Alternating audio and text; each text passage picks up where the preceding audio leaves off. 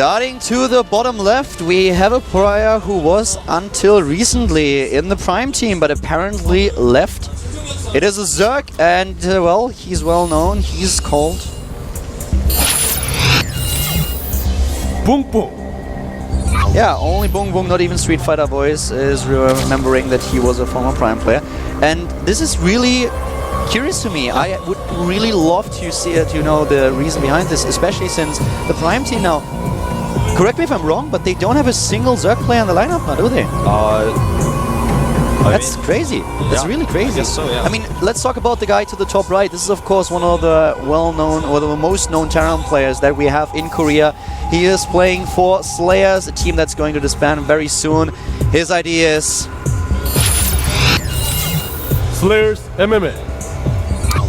Slayers MMA up against BBoongBBoong here. Terran versus Zerg. Here we have a shot of the Slayers player in his jersey, his jacket. Looks a little bit tired, and he must be, man, because he is going for an 11-11 racks opening. He doesn't have time to waste. Unfortunately for him, this barracks to be scouted by two different units. It looks like actually the Overlord's just barely going to miss it perhaps, but it won't matter because the drone is here so fast. And MMA actually is going to have to alter his build now. Yeah, MMA is not trying to follow through with this 11-11. It would really be mind-blowing if he tries to stick to that. He cannot build it now. He knows that. Does he really try to build the second barracks now? Nah, not really. I thought maybe he would try to grab the drone with the second SCV, and if he could do that, he could start it, but I think he's just going to have to do a one-racks expand with a little bit of forward barracks pressure now. Yeah. He needs to use that second SCV maybe. That was close. That was a close call. I don't want to lose that second SCV at all. Yeah, so thinking about it, by the way, I mean, I gave it another thought, and BBoongBBoong was not the only Zerg player on the Prime roster, but he was definitely the best Zerg that they had on the team. We saw Salmosa this season. He won one of the Code A qualifiers and played then. I think he lost first round. I would have to look it up, but as far as I know, he dropped out of Code A and is now once again in Code B.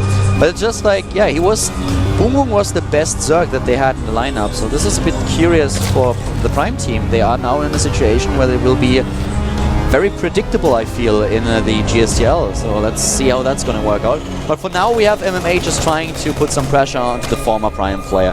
The Slayers Terra now with a bunker, but of course his 11-11 strategy has already been thwarted. Yeah, a lot of mining time lost here, but BBoongBBoong is not cutting any corners, being very safe. The bunker will not complete. He doesn't have another SCV here to actually continue that, so he's going to eventually cancel it. Marine gets taken out here. These drones, though, will be cut off by a Marine. He's going to be able to kill one of them potentially. Nice control here, actually, by MMA, but even so, he doesn't get the drones. Yeah, MMA is, just historically speaking, extremely strong against Zerg. He has a 17% win ratio, which is like a dream for most Terran players. 81 wins and 32 losses. But he was able to take down Dimaga in a recent match at the NASL. But on the other hand, if you look at his Code A games, he lost against Sirius, which is the reason why he's actually playing the Up&Downs today. So against the Zerg player from the FXO team, he didn't look too good. There was just too much aggression. Sirius with very interesting builds that he used, and he completely shut MMA down from the start.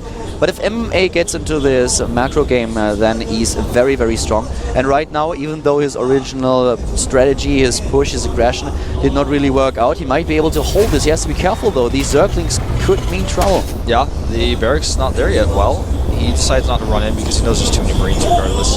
Well, he changes his mind here at the last second. He's got 4 more lanes coming through here, and that wall is still not tight. It's not tight, and now he finds himself surrounded with the Marines. Oh, wow. That's bad news. That's really, really bad news. The command center will finish, but he's got to pull SCVs down here. Nice position on the Marines. Yeah, the positioning is definitely nice, but now he has to fight with SCVs against Zerglings, and that's never a good thing. Yeah, this is not a big commitment by BBoongBBoong to actually do this. Yeah, but exactly. Really nice stop position Mike here by MMA, not losing very much at all. MMA is not losing too much, but he will eventually lose a lot of SCVs. Even if there is another Marine, and there it is, he already lost so many of them. The count is currently 6 SCVs lost, which puts him at 18-30. He has the 3rd orbital, of course, so he will have the 3rd orbital. That's going to help him, but at this point, he's really in a desperate spot, especially since BoongBoong is now, of course, in the know that he will not face any aggression. MMA just doesn't have the resources to build now Marines, get SCVs, get his tech up and everything, so he knows, okay, I can take my third base without a problem at all. Like, build a couple of Zerglings and I will still be fine against you. Yeah, he actually couldn't even make his orbital for a really long time because he lost so much mining time, plus his SCV count is so significantly reduced now. And if you just look at how this game opened, it was a player taking a risk versus someone who was extremely safe with his scouting. Tries to find opening here, not quite able to with his speedlings. And you know, at this point, he's just gonna annoy MMA, but he's not gonna commit. He doesn't have a bailing nest. He's not gonna make one. He's just gonna be a very aggressive here with his lings. MMA is now getting double engineering bay, which means that he will use the gas that he's mining for upgrades instead of getting into a fast factory and then starting Hellions, siege tanks, and also, of course, keeping the medevac production up. So his tech in general will be a little bit late, and this also gives BoongBoong an opening that with the strategy that BoongBoong is using right now is probably not going to use, but without siege tanks you can't be so aggressive with roach bailing, with just bailing attack in general. I don't really think that BoongBoong is going for it. He tries to dominate the map right now, even has a macro hatch that is actually in a little bit of a funny position right at the natural. Yeah, I suppose it's going to help spread his creep a little bit, just slightly, but one thing to note is that MMA is so lucky that he's in this position, because if you were at the bottom position, his tech lab and his reactor would be exposed, would be able to wall like this. So now he's got the ability to make the command center part of his wall, get those add-ons out, and start researching stim as he's doing. One thing else to note about MMA's play that I think is really cool, that we don't see too many players do, is he split his E-bays up. They're so far away from each other that it's basically impossible for BoongBoong to know that he's going double E-bays. He's not going to be able to see either of them with the way his overlords are right now. But if he were able to get in with an overseer, for example, he would not be able to tell that MMA had both E-bays researching. We still have an advantage in Harvesters for MMA now after he lost, sorry, not for MMA, but of course for BoongBoong after MMA lost the initial SCVs, and yeah, things are looking pretty decent for BoongBoong at this point. His third base has no aggression, and just this Overlord spread on the map is already pretty awesome. He will see drop play immediately. He's starting with this layer now, but MMA has finally a few Hellions, so the question is how good will BoongBoong, or how well will BoongBoong defend against those. But the one thing that I might criticize a little bit when we look at the minimap and talk about BoongBoong is his creep spread. It's not perfect, it's not really huge. It's okay-ish, but he could do a lot better there. Taking a fourth base right now and a lot of lings on the map, so the Hellions need to be very careful, and he might actually... No. Really nice control there by MMA. That was an opportunity. You know what's so funny? When you have speedlings chasing Hellions, if the Hellions aren't paying attention, you grab them, you kill them. If they are paying attention, you might lose all your speedlings, so it's a very micro-intensive situation for both players.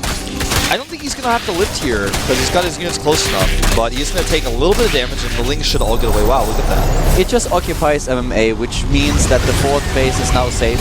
If he can take down a few of the Hellions, that would be huge, but yeah, he takes down one of them and gets away with the rest of his lings. But you can already see that he's getting a lot more Zerglings now. He knows that there's a bit of an army for MMA on the map, and he wants to be safe against it. He already has a pretty decent drone count, is at 68 to 59, and he's going for Mutalisks. Yeah.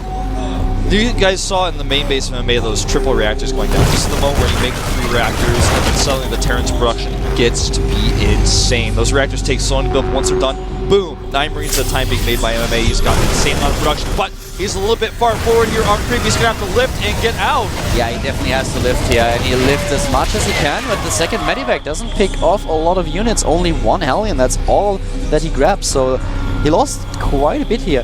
And, well, MMA is now up against a Zerg player who goes for Ling, Bailing, and Mutalisk. That's what's going to happen here. And this Even this wall is going to die, yeah. The bunker goes down here, and suddenly MMA finds himself in a lot of trouble. He's lucky there's no Bailings with this. I don't know about the choice to come down here to the third base so much, but he will kill units on both sides. Yeah, and now some Bailings come in. He will kill quite a lot here. So many workers have been killed. 6 earlier, now additional 10, which puts MMA down to 58 against 70 Harvesters. And now the Spire is done. He doesn't really have the minerals to produce a lot of Mutalisks, but he could build like 10 if it comes down to the gas. Yeah, MMA building a Reaper right now.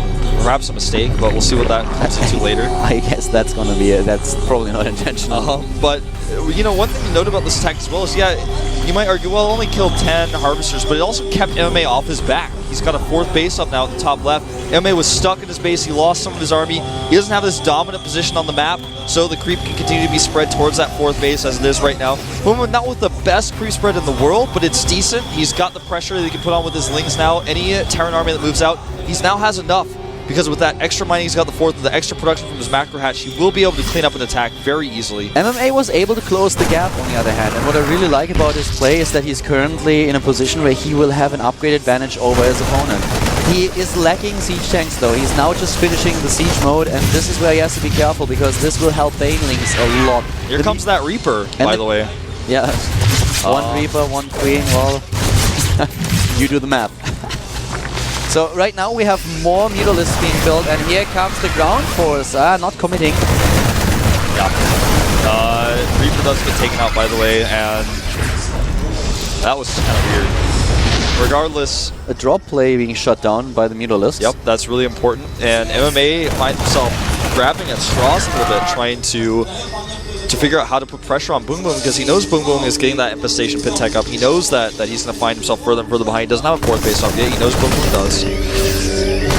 Mutalisks trying to find an opening here. MMA doing a pretty good job at zoning them out, but the rest of the army of BBoongBBoong is in position, trying to find a chance to flank. And at this point, if you just look at what we see on the production tab, we have now +3/+3 started before the second wave of upgrades are done for BBoongBBoong, which is awesome. The 4th base being established. Yes, MMA is still in the spot where he has to be careful, but he definitely closed on the disadvantage that he had earlier. Yeah, he's getting that one Thor out to help with the Mutalisks. And I like this, just to have that supplementary unit to make sure the Mutalisks can't stick around too long in a fight.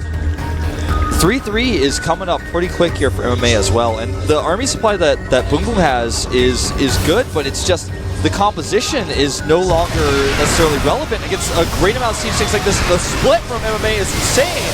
The split is really good. BBoongBBoong losing a lot here, especially Banelings, and not all of them successful. There are so many Marines, and they can deal with the Mutalisks no problem at all, especially since the Thor is already out. Yeah. So this is getting very peculiar for BBoongBBoong. He's trying to go into the main base, but there are missile turrets. He might be able to kill the tank here, but this is definitely becoming a problem. His Hive Tech is now done, but it's going to take quite a while for him to go for Broodlords or Ultralisks.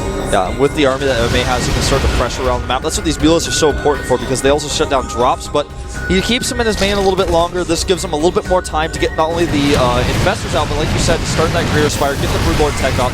MMA's defense here is almost impregnable, though. He's just able to defend all sorts of attacks. Drop here does not get scouted, so he doesn't stop it with the Mutalisk, but the Lings come in just in time with the Overlord scout that he had there, and the Mutalisk will hone in on that drop immediately, as you can see here. Now, MMA trying to spread, or reduce some of that creep spread, rather. Yeah, MMA is looking better and better in this game. He takes a supply lead, which is never a good thing for a Zerg player to happen unless you are just banking up in order to get a huge amount of Corruptors and Broodlords out there. But that's not the case. The Greater Spire has just been started. The drop for MMA is not successful. What I like about BBoongBBoong's position is that he researches every upgrade in the book. He doesn't skip on the upgrades, which a lot of Zerg players do when they are a little bit low on money. But MMA will have the 3rd wave of upgrades a lot faster, and this is what he tries to use in order to put aggression onto this 5th base. This is the best situation for MMA as far as timings for upgrades and attacks goes. The Greater Spire is almost done, but it's not done. He's going to have 3-3 against 2-2, and he's coming right down on this 5th base here in the middle of the map. He's got a great position with his siege tanks. It's hard for the Infestors to actually fight. MMA brings only a small group of Marines forward at the front, so the Infestors can't actually fight. If he comes to try to bungle those, then the siege tanks are going to hit him. He's leapfrogging forward with the siege tanks now, and this is the time where BBoongBBoong decides that he wants to engage. He moves in. The Thor is dying, but the siege tanks in the back do a lot of damage to the Banelings. And the Marines are here. They came through the middle. They killed the rocks. He needs to get good bungles. One of those bungles is decent, but there's so many siege tanks here. He's got Marines going from both sides. We have a good split for MMA. The funnels are okay, but they are not perfect thanks to the split for MMA. And now he's using it to take down the Queen, take down the base. The Zerglings that are building now for BBoongBBoong, they probably won't be able to change things. The few Broodlords are just not enough. Yeah, he cancels one of them right there. In fact, a lot of these Marines do go down, but he's got a great position with the siege tanks at the wide ramp there. He's going to have to go through that choke point through the rocks to fight him, and that's where he's going to just get obliterated by the siege tank fire. The reinforcements are now just streaming in, and so many Marines that it's going to be tough for him to deal with those. Of course, the problem will remain if BoongBoong gets a decent amount of Broodlords, then there are no Vikings to deal with them, but I feel that BoongBoong just doesn't have enough. He only has 2. That is never enough to take down all these Marines. Here come the Infestors, tries to get bungles in, but he can't quite close this. There's too many siege tanks. The tanks are so well spread. Exactly. He's trying to use the Broodlords, but like you said, there's not enough of them. He needs a bungle, he gets it. And he needs another one. Perfect. That was exactly what he needed. That's what you want to have. You want to hit your opponent when he's clustered up with his army, and this is exactly what just happened. But there's just so much for MMA. He's pushing in. He has 123 army supply against 66. The Broodlords are vulnerable here right now. He's barely going to get away with one, it looks like, but another one dies as it's morphing. If he's able to take this base down, then BoongBoong will face a dire situation where everything is just snowballing out of his control. He has another one to the top left, but MMA could always just send a few units over there. He's maxed out. Yeah, MMA another Broodlord falls. out. Oh, great fungal here, though. Yeah, the fungal saves it, in fact, and if he gets one more fungal, he could get some Marines, but he doesn't catch them. Now they're 2 healed. He's trying to pick off siege tanks with these Broodlords, but for every siege tank he kills, MMA has 3 more, you know? It's too much. MMA says, you know what, I killed this base already. I'm just going to go to the base to the north. I don't even have to kill you right now. MMA has a sick bank that he's using, and here come the Infestors, but 2 of them die immediately. Another one, a third one, just barely survives. And the supply is plummeting down for BoongBoong. He is in such a bad situation. If his fort to the top left now dies, then he won't have any income. Yep, and it's going to die. There's no way for him to save it. The Broodlord's going to die to Marines now. Even siege tanks taking on Infestors. GG! BoongBoong loses the game. At first, everything goes well. He sees the double 11 attempt of his opponent, is able to shut it down. But MMA, he just claws his way back into the game after a bad start, is able to just overcome this disadvantage that he had and takes down BoongBoong in game number 1. Really well done here. Great job by the Slayers player. You know, another thing about the Broodlords is he made them very aggressively at the front rather than trying to hide them at the back. I think he felt like the best choice for him was to get the Broodlords right on the front line so they could participate in the fight as soon as possible because they are very slow. But he morphed them under Marines basically a lot of the time and had to cancel several. He lost some as they were morphing. But the bigger problem I feel was MMA's engagements were so good. He had the 3-3 at that one critical moment before the Broodlords were ready. Yeah. In the end, MMA takes a win, so now he finds himself in the same situation as JYP, both of them winning their first game alive, and BoongBoong lost game number 1. But today we have not a 4-player group, not a 5-player group, no, it is 6 players, exactly. That's why we are having another game right now with the 2 remaining players. It is Hack and Hyun, another Zerg versus Terran. The game is going to take place on Antigua Shipyard, though. Antigua Shipyard, not an easy map, but Hyun is not an easy player to face, man. He can be aggressive, he can play the late game. Both of these players, the last 2 players to get points on the scoreboard. So far, JYP and MMA leading with 1-0 here. Yep. And of course now for Hyun, he finds himself in the situation that he was in last season, up and downs. Back then he lost to Mana, which was one of the reasons why he was not able to get into Code S, but had to play Code A. On the other hand, we have Hack. And Hack lost to Squirtle here, lost to his teammate in the last round of Code A, in the 3rd round actually. He defeated Rare in round 1, he was able to take down Finale in the 2nd round. Hyun, on the other hand, lost to Vampire, lost to a Protoss player. Against Terran these days, he's really strong. Antigua Shipyard is a map that is a bit in favor of Terran, but we will find out if Hyun is able to overcome this disadvantage, what his strategy is going to be. Hack against Hyun, ladies and gentlemen, is the 3rd game in the Group A of the Up and Downs. We are going to find out which of these 2 players takes a bit of a lead in the group and who finds himself down 1 game. It is a Terran versus Zerg, and we are jumping right into the game. Antigua Shipyard here at the GSL, brought to you by Color and Wolf.